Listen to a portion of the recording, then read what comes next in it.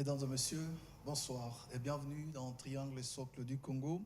Trisoko, ce jour, nous revenons pour répondre à plusieurs questions de nos téléspectateurs autour de la place de l'Afrique, la RDC aussi, y compris dans le nouveau leadership mondial. C'est donc l'émission qui fait suite à celle que nous avons eue il y a 2 semaines avec Monsieur Bifouman Dieudonné. Bonsoir. Bonsoir. Vous allez bien? Très bien. Prêt à répondre alors aux questions? Oui.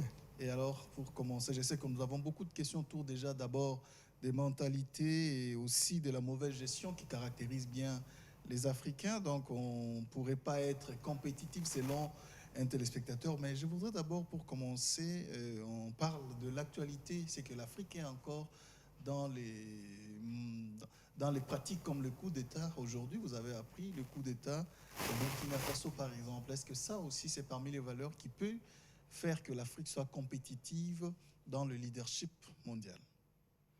Oui, donc ça dit, le problème de coup d'État, ce n'est pas une invention africaine. Donc, à travers le monde, on a eu beaucoup de coups d'État. Oui, mais c'est des pratiques qui sont restées beaucoup Justement, plus en Afrique. Donc, c'est pour dire que... Donc, je parle d'abord du fait que ce n'est pas une made in Africa. C'est beaucoup de... Partout, en Europe, dans d'autres pays, on a connu, disons dans d'autres continents, on a connu les cas de coups d'État. Mais comme vous le dites, si dans d'autres pays, c'est-à-dire dans certains pays, on ne parle plus de ça, c'est que certaines mentalités ont évolué. Et ils estiment que pour diriger un pays, il faut passer par le choix démocratique. Donc c'est une évolution mentale de la population. C'est ainsi qu'on arrive à cela. Mais s'il y a encore des coups d'État, donc dans ces pays-là, ça prouve que la mentalité collective de ce pays-là n'a pas encore atteint ce niveau où il faut choisir les dirigeants par les élections. Avec vous et aussi les téléspectateurs, l'autre semaine, nous avons suivi le président français Emmanuel Macron en 2019 lorsqu'il il s'adressait devant les ambassadeurs, parlant aujourd'hui de mérite de l'Afrique et surtout la place qu'elle essaie de s'effrayer, mais avec de telles pratiques, vraiment, on dirait, on va encore beaucoup reculer, ou bien certains vont évoluer comme nous avons les pays arabes, notamment l'Égypte, l'Algérie, la Tunisie, le Maroc, et peut-être un peu aussi l'Afrique du Sud qui essayent de sortir du lot. Et d'ailleurs, l'Afrique du Sud est comptée parmi les 5 pays émergents. On peut dire que certains pourraient alors prendre le bateau, le train du développement, ou sinon d'être compétitifs au niveau international, et les autres seront toujours pauvres, et alors comme on est habitué. Oui, c'est-à-dire c'est ce qu'il faut comprendre. Mais nous, quand nous réfléchissons, nous prenons en compte beaucoup d'éléments. Parce que la vie est tellement complexe qu'on ne sait pas se prévaloir certaines choses. On risque de croire que ça, c'est une mauvaise chose. Et celle-ci, c'est une très bonne chose.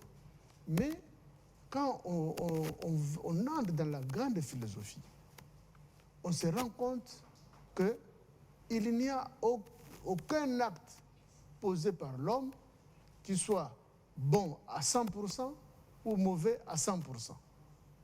Donc il y a toujours des petites choses qui peuvent être expliquées. Et pour le cas d'espèce, il se peut que pour que la mentalité de ces Africains puisse bien évoluer, ils ont besoin de telles souffrances. C'est-à-dire, à travers la souffrance, on peut aussi éduquer les gens. Donc c'est une sorte de formatage d'esprit, de mentalité, la souffrance, la pauvreté. Oui, le monde n'a pas été créé par nous, et ce n'est pas nous qui décidons de l'évolution ou de la façon de faire évoluer les choses. Alors, mais maintenant, quand on se rend compte qu'il y a des gens qui continuent à évoluer ou à préférer le mal de ce que nous qualifions de mal par rapport au bien, nous risquons de tout dire.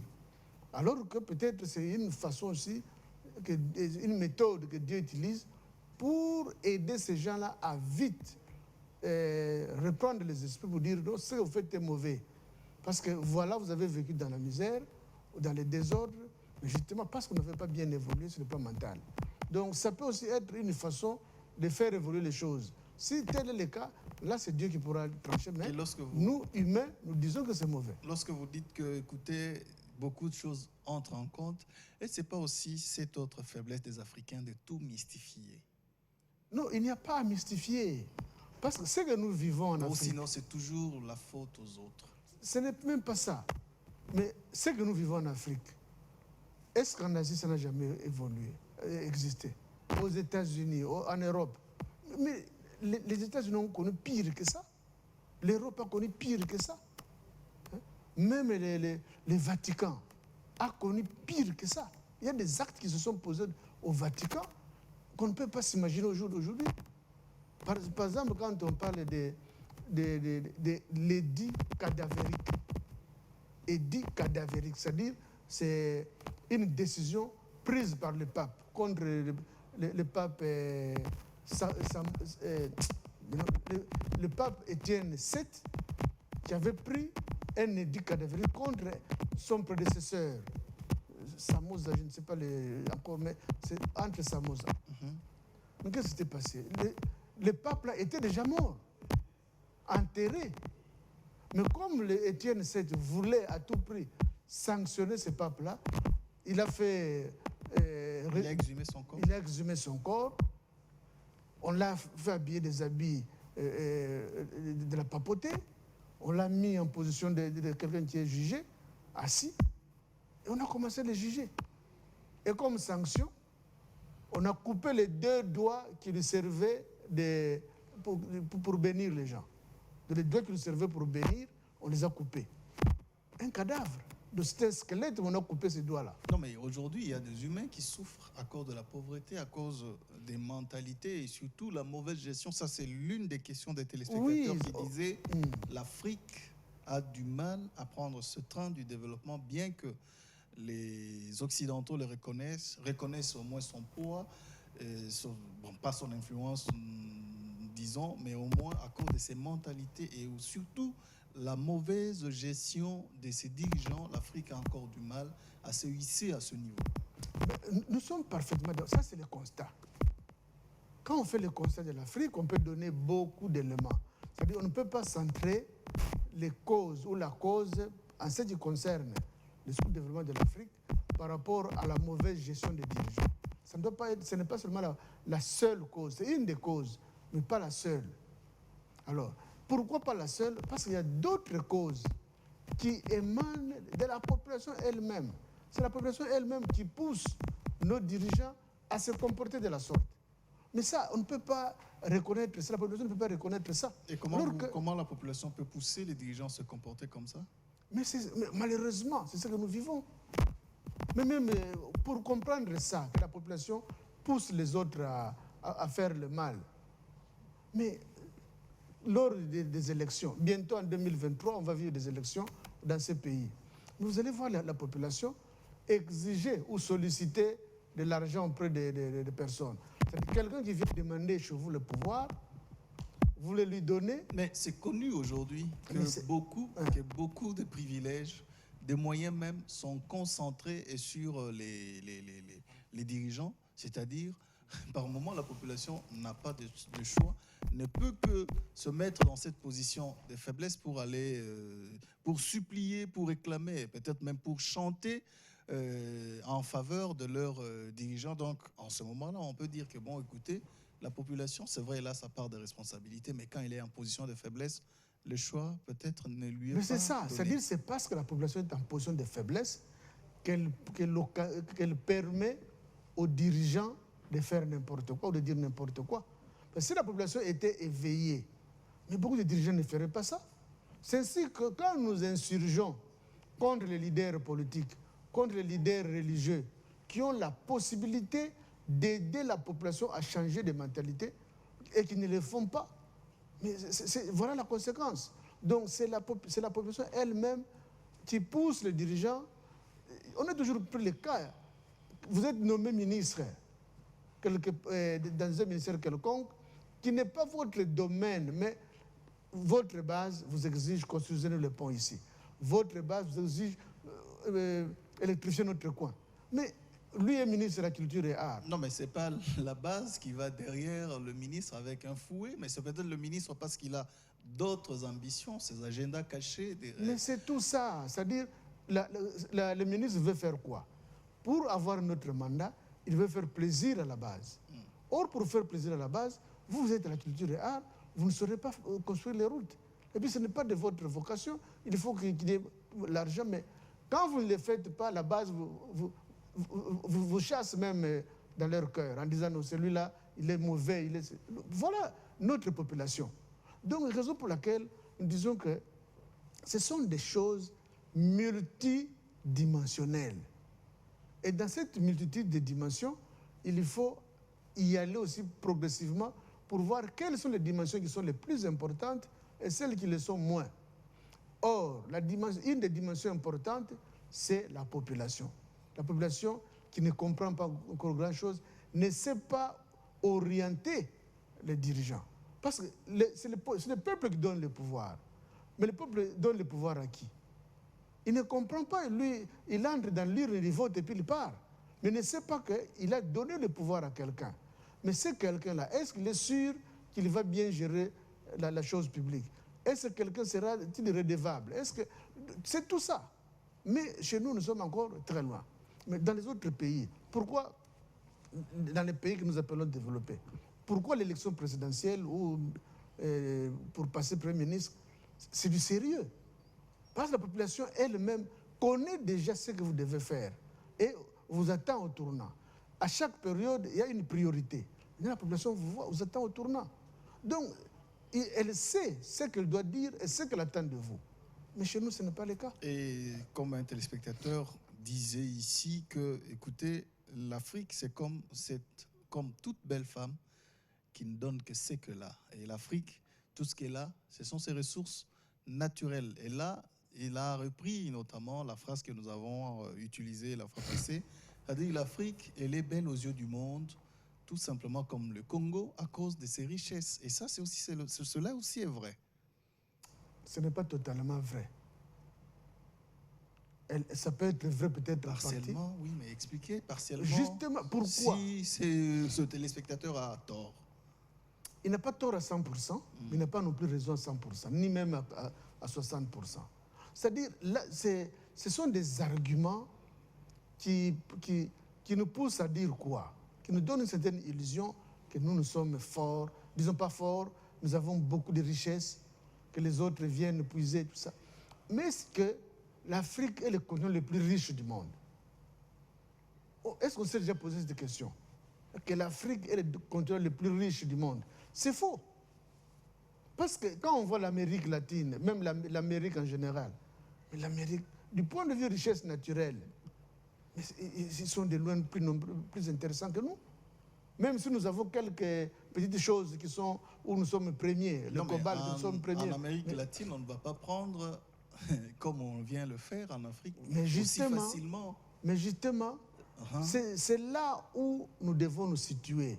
Le fait d'avoir des richesses, nous n'avons pas un sol ou un sous-sol pauvre.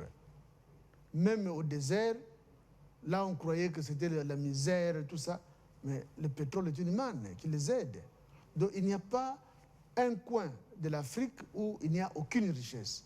Peut-être quand le monde va se développer sur le plan technologique, peut-être que la terre, le sable des déserts pourra être un sable qui peut apporter d'autres richesses. Mais déjà, ils ont le soleil. C'est une richesse aussi. Donc, quand on voit les problèmes sous cet angle-là, tous les continents ont des richesses. Je dis bien, tous les continents ont des richesses. Alors, mais c'est par rapport à l'organisation de la société, où les uns vous disent que non, ils ont des richesses qu'ils organisent bien et ça les aide à bien vivre. Mais quand vous n'êtes pas bien organisé, vous ne voulez pas vous organiser et que les autres viennent profiter de votre naïveté, de votre désordre. L'inconscience, c'est comme notait aussi un téléspectateur, l'inconscience africaine nous pousse aussi par moments à être toujours en position de faiblesse. Il cite le cas de jeunes qui font de tout leur mieux pour aller vivre en Europe, par exemple, qui sont diplômés mais qui se retrouvent là-bas avec de métiers précaires. est-ce que cela peut aussi dire qu'on peut être compétitif? Non. C'est-à-dire quand on tient les raisonnements sous cet angle-là, on risque de ne pas bien maîtriser certaines choses du monde. Parce que par le passé, les migrations du monde, quand les Américains, les Européens, alors qu'ils étaient les pôles de développement du monde étaient en Europe, et les Européens allaient en Amérique.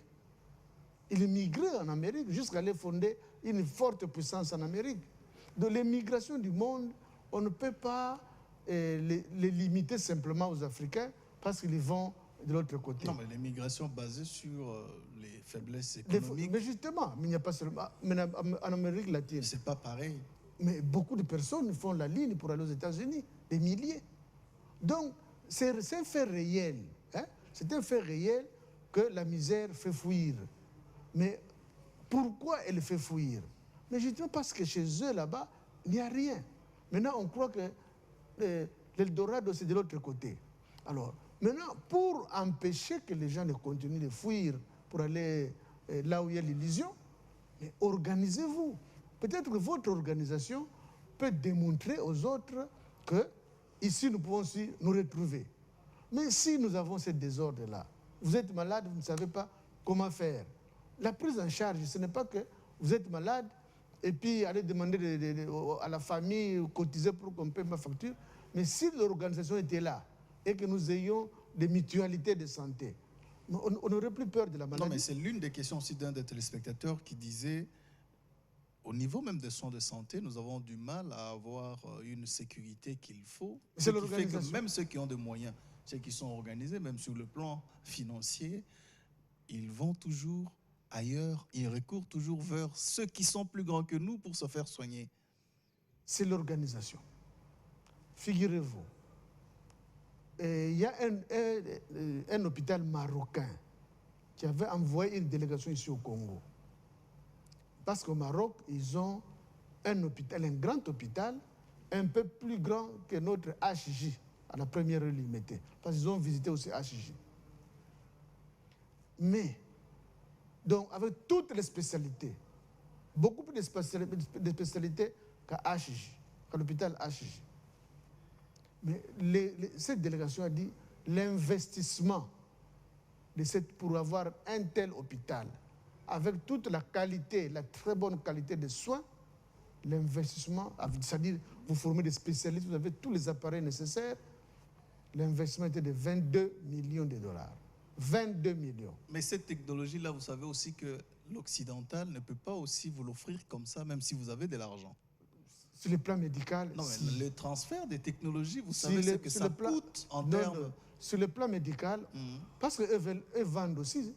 Quand ils ont inventé les scanners, ils doivent pas un vendre. Problème. Mais les échanges au niveau des technologies, par moment, ça passe par des bilatéralités à très haut niveau. Non. Ce sont des commerçants.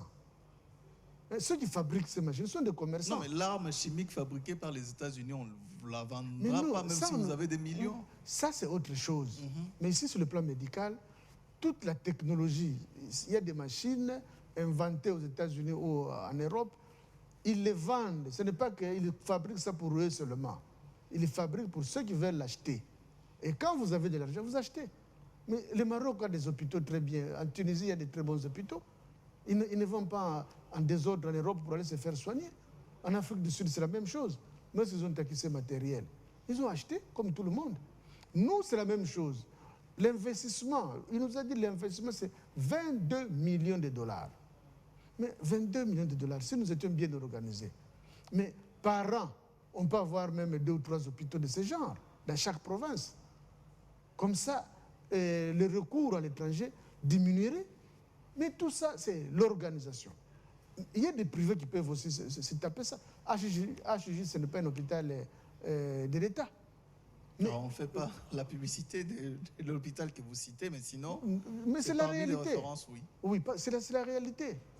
Mais vous voyez que si l'État avait été bien organisé, depuis que Mama Yemo existe, les hôpitaux de genre Ngaliema, est-ce que il serait dans cet état-là. C'est maintenant qu'on a pensé à réhabiliter Mama Yemo quand même, ça va, non? Mais réhabiliter, mais jusqu'à quel niveau? Si c'est la réhabilitation, c'est limite simplement à peindre les murs et puis c'est tout. Non. Il faut doter l'hôpital des appareils. Parce que maintenant, on ne peut pas concevoir un hôpital avec des appareils rudimentaires. Mais ça coûte combien? Est-ce que l'État, dans l'organisation, il peut négocier aussi des crédits? Est-ce que Mama Yemo aussi, il a un crédit de 15 millions et qu'on équipait Mama Yemo avec de très bons appareils, dernier cri? Mais un crédit même de 10 ans, remboursé pendant même 5 ans, Mama Yemo serait capable. C'est l'organisation qui doit pousser l'hôpital à faire ça. Mais quand on ne veut pas s'organiser ou bien on n'est pas bien organisé, à qui la faute? Vous allez condamner les Européens qui ne veulent pas que nous puissions nous développer, que nous avons des richesses. Alors, à partir de ces richesses, on nous empêche. Mais déjà, tous les paramètres au niveau organisationnel, au niveau mental, démontrent qu'effectivement, l'Afrique a du retard pour atteindre ce niveau. Alors, pour vous, quel autre argument qu'on pourrait avancer? Ou sinon, on peut tout simplement s'attendre à la providence? Non, il n'y a pas un problème de providence. Il faut attendre un séisme qui fera que demain l'Afrique devient l'Occident et l'Occident va descendre encore plus bas. Petit à petit, c'est-à-dire, est-ce que le Congolais, on peut dire que le Congolais de 2022, ou même prenez le Congolais de 2021, réfléchit de la même façon que le Congolais de 1975? Non. Mais on vous dit les Congolais de 1975 étaient un peu plus organisés. Avec une bonne gouvernance. Non. Si nous étions très bien organisés. Nous sommes en 75 quand même. Si à l'époque, nous avons cité 75, et l'époque proche de celle où le Congo, son économie était comparée à des pays développés d'aujourd'hui. Non. C'est en 60 que le PIB du Congo était égal à celui du Canada et de la Corée du Sud. En 60. C'est-à-dire, quand on fait la sommation de ce que les Belges avaient laissé, on compare au Canada, à la Corée du Sud. Mais vous voulez écouter... Quand nous-mêmes nous avons commencé à gérer nos propres affaires, c'était la chute. Oui, mais je comprends. Vous voulez dire que les Congolais de l'époque étaient moins que... En fait, les Congolais d'aujourd'hui, nous sommes meilleurs en termes de vie que ceux de l'époque? Ça, c'est vrai d'abord.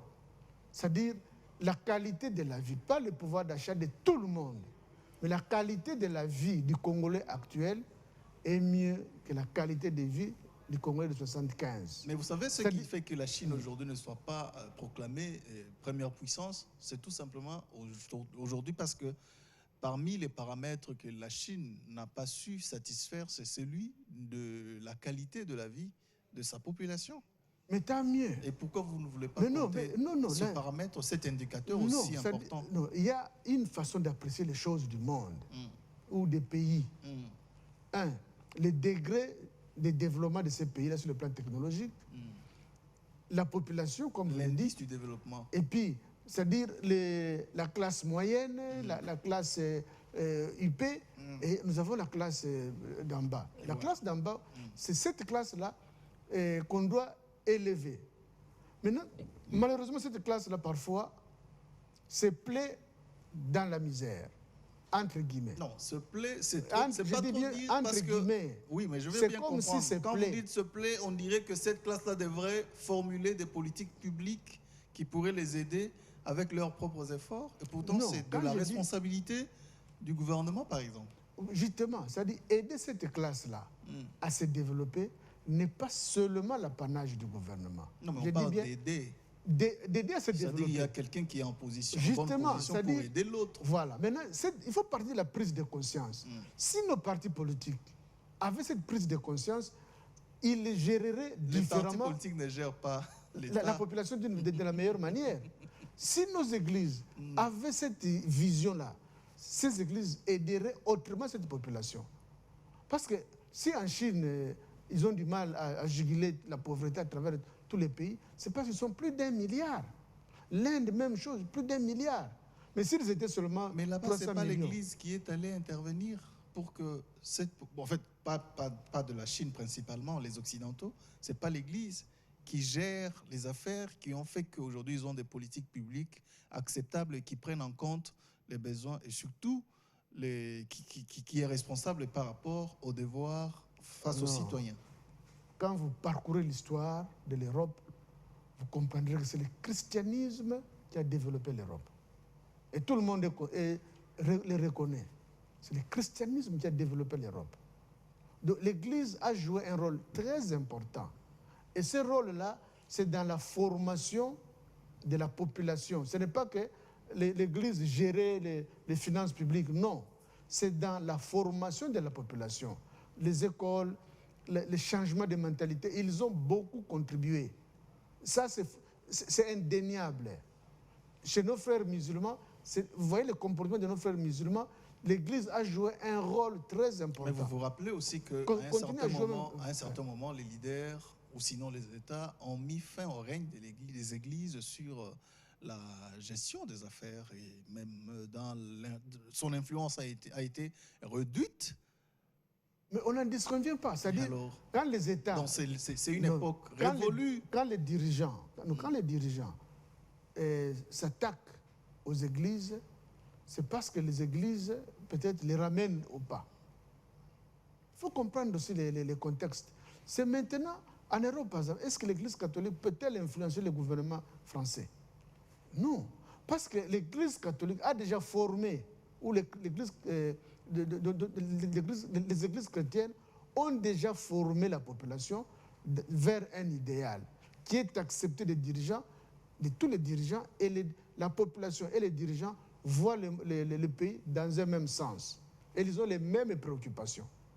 Mais par contre, chez nous, on n'a pas encore atteint ce niveau-là, où les églises, ou bien peut-être les leaders qui ont eu la possibilité d'aider la population vers un idéal. On n'a pas encore atteint ce niveau-là. Donc, c'est juste l'élite, une élite qui essaie de le faire, mais malheureusement, de quelle manière? Donc, ce sont des petites choses qu'on doit comprendre, parce que c'est là où il y a les points détonateurs de ce qui doit arriver. Alors, notre sous-développement aujourd'hui, ou sinon le retard que nous prenons, la cause principale, c'est quoi? La cause, elle est spirituelle? Elle est organisationnelle? Ou bien elle est tout simplement humaine?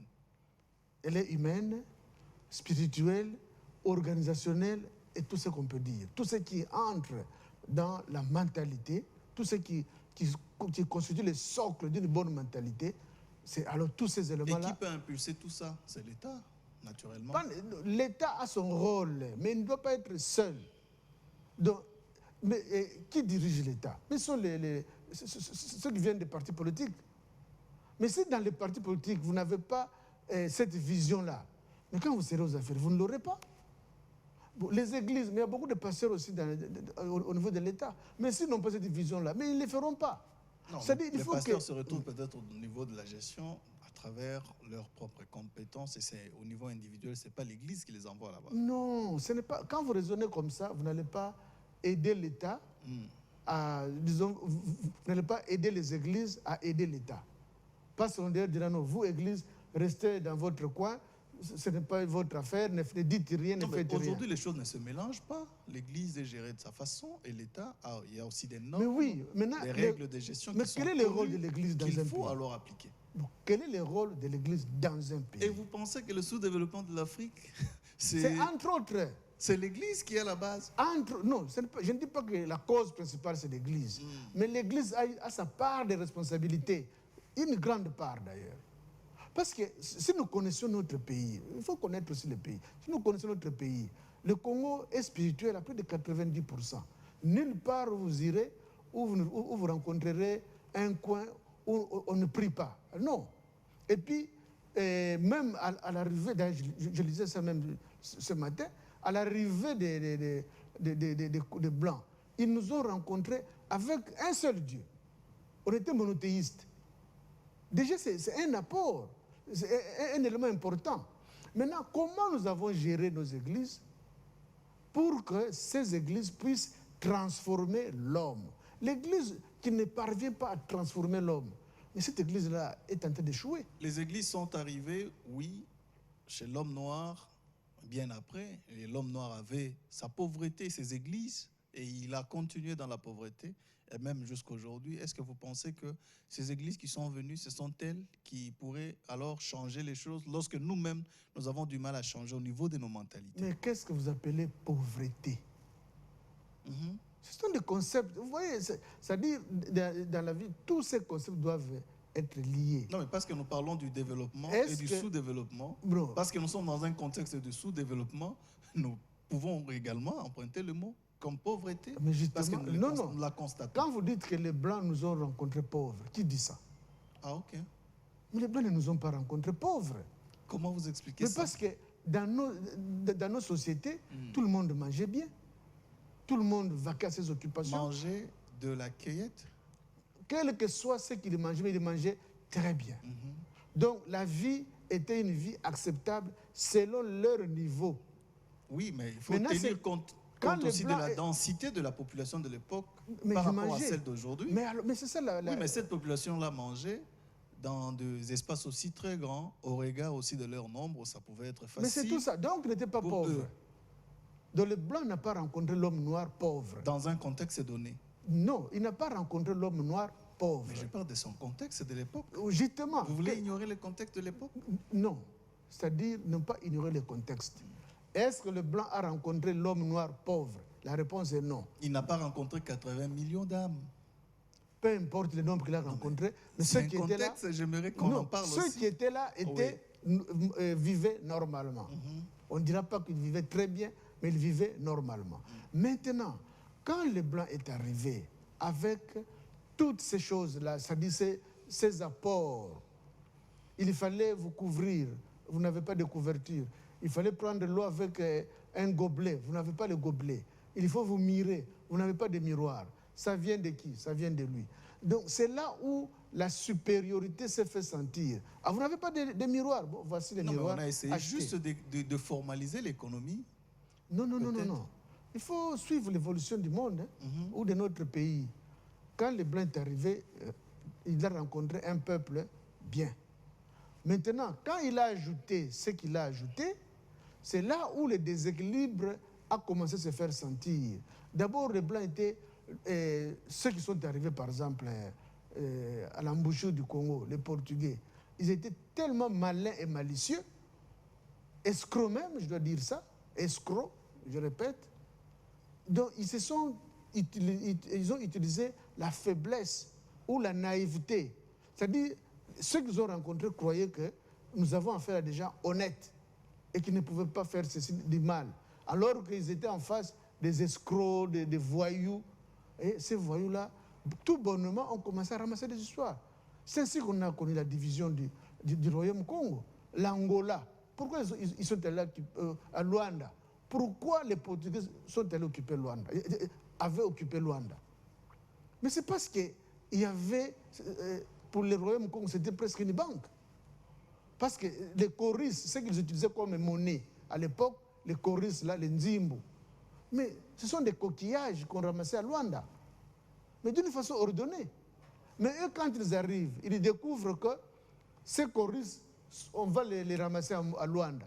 Mais ils ont tout fait pour créer un problème et faire de Luanda un petit royaume. Oui, je vais ça, c'est l'escroquerie et puis le banditisme. Je vais comprendre avec l'ensemble des téléspectateurs, dans votre explication, c'est vrai que c'est l'homme blanc qui a développé la pauvreté en Afrique, c'est ça? Si je peux bien vous comprendre. En d'autres termes, je dis bien en d'autres termes. C'est-à-dire, l'Afrique avait son niveau de vie, l'homme blanc est arrivé avec son niveau de vie, et comme il n'y avait pas un équilibre pour dire que non, nous aussi, vous avez des miroirs, nous aussi nous avons des miroirs. Vous avez des fusils, nous aussi nous avons des fusils. C'est-à-dire cet équilibre n'existait pas. C'est ainsi que l'homme noir, avec la naïveté exploitée par l'homme blanc, je dis bien par des escrocs, par des bandits, des voyous, alors cela a fait que l'homme noir soit resté dans son niveau où le blanc l'a rencontré, et en s'intéressant à ce que l'homme blanc a mené, son économie a diminué.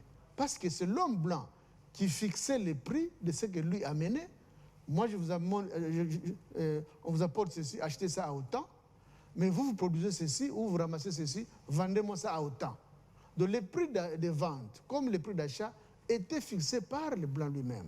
Donc voilà des éléments de faiblesse que l'homme blanc a amenés, qui ont fait que la société africaine maintenant était restée un peu en dessous par rapport à l'homme blanc. Et vous pensez que si nous étions restés dans le même rythme, dans les mêmes méthodes, avec la même monnaie, on pourrait rivaliser avec l'Occident aujourd'hui? Non, rivaliser, ce n'est pas ça le terme qu'il faut utiliser. Parce que maintenant, l'homme blanc a rivalisé avec qui? Mais avec son évolution. C'est-à-dire, chaque fois qu'ils avaient besoin de ceci, ils font cela. Chaque fois, et c'est comme ça qu'ils évoluaient. Maintenant, nous, pour bien évoluer, nous devrions évoluer avec nos besoins. Que nous avons besoin de faire ceci. Bon. Et l'adaptation nous a encore enfoncé dans la pauvreté, c'est ça? Mais l'adaptation à quoi? Vous adaptez à ce que les autres ont inventé ou ont produit. Est-ce qu'en vous adaptant, vous devenez égal à eux? Mais vous avez toujours une certaine infériorité parce que vous vous adaptez. Si nous étions bien organisés, notre pays était très bien organisé, on pouvait facilement adapter, c'est-à-dire prendre ce qui est bon chez les autres, les ramener à nous et on l'adapte à notre condition de vie.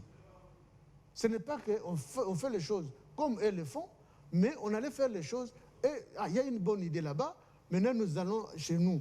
Qu'est-ce qu'on peut faire pour que cet élément positif soit intégré dans notre vie? C'est comme ça qu'on devrait réfléchir. Mais malheureusement, ce n'est pas le cas. Voilà, mais sinon nous tendons vers la fin. Mais on parle également des valeurs africaines qui sont sûres, qui pourraient être mises sur la même échelle que les autres valeurs développées par l'Occident. Est-ce qu'aujourd'hui l'Afrique a encore des valeurs qu'il peut bien présenter comme atout comparatif? Bon, pour nous faire plaisir, je dis bien, pour nous faire plaisir, il y a des gens qui peuvent soutenir ça. Mais ce n'est pas ça. Parce que l'homme est unique. Il y a ce qui est commun à tous les hommes de l'humanité, c'est la morale. Sur le plan de la moralité, nous avons tous les mêmes valeurs. La différenciation intervient par rapport aux intérêts des uns et des autres. Même chez nous, par exemple, il y a certains gibiers, on vous dit telle partie de tel animal, les femmes ne doivent pas manger ça. Tout simplement parce que les hommes, par égoïsme... Trop de mensonges dans nos... Justement, par égoïsme, ils préfèrent dire de telles choses. Donc, les valeurs morales, ce sont des valeurs universelles. Alors, s'il y a des valeurs africaines qui sont typiquement africaines et qu'on peut généraliser à travers l'humanité et que l'humanité se sente servie par une nouvelle idée, et tant mieux. Mais pas si nous sommes dans la mondialisation, pas si nous sommes dans le rendez-vous du donner et du recevoir. Mais qu'est-ce que nous pouvons donner qui n'existe pas chez eux et qui peut aider l'humanité à avancer? Si vous en connaissez, tant mieux. Mais si c'est pour nous faire plaisir, que nous, ils viennent voir ce qui s'est passé en Égypte, qu'ils viennent voir ceci, si c'est ça qu'on doit appeler apport, bon, mais partout il y en a. Mais sinon, nous n'en avons pas assez en vous entendre. Donc. Justement, moi je suis clair en disant, pour nous faire plaisir, il y a des gens qui peuvent soutenir ça. Mais moi j'ai du mal à dire que les valeurs africaines, elles peuvent exister, peut-être moi qui ne connais pas, qui ne connais pas tout. Ça peut exister, mais si les uns les autres connaissent cette valeur que l'Afrique peut développer, et puis en faire une valeur universelle. C'est comme un téléspectateur qui dit nos richesses, par exemple. C'est déjà la fin, malheureusement. Non, ce n'est pas ça la valeur. Naturelles. Les richesses naturelles, ce n'est pas ça la valeur. Notre forêt. La valeur, c'est par rapport à l'homme, par rapport à la façon de raisonner de l'homme. Parce que les richesses naturelles, on vous dit que partout à travers le monde, il y a des richesses naturelles. C'est déjà la conclusion. Oui. Il y a des pays qui sont plus riches que nous, le Congo. Ça, on doit le savoir aussi. Le Congo est un scandale géologique, bien sûr, mais il y a des pays qui sont aussi plus riches que le Congo. Sur le plan naturel, je dis. Donc, ce n'est pas l'apanage de l'Afrique.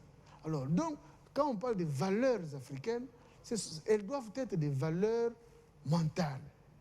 Que le blanc, la solidarité africaine, par exemple, c'est une valeur. Mais dictée par quoi? Et dans le contexte actuel, cette solidarité peut-elle être développée, présentée à travers le monde pour dire suivez la solidarité africaine pour que le monde devienne unique ou tout ça? Ce n'est pas évident. Parce que face à la souffrance, même la solidarité risque de reculer. Voilà. Merci beaucoup, Monsieur Bifumano. Vraiment, je pense qu'aujourd'hui, on met fin à ce sujet jusqu'à ce que nous allons lire votre article sur les pays des Noirs qui sont sous-développés. Nous l'attendons vraiment de tout cœur. Oui. Merci. Et alors, mesdames et messieurs, c'est la fin de ce triangle socle du Congo. On se retrouve prochainement. Continuez à poser des questions au numéro affiché au bas de votre écran. Merci à toutes les équipes techniques et éditoriales. On se retrouve prochainement sur la même chaîne avec le même plaisir. Au revoir.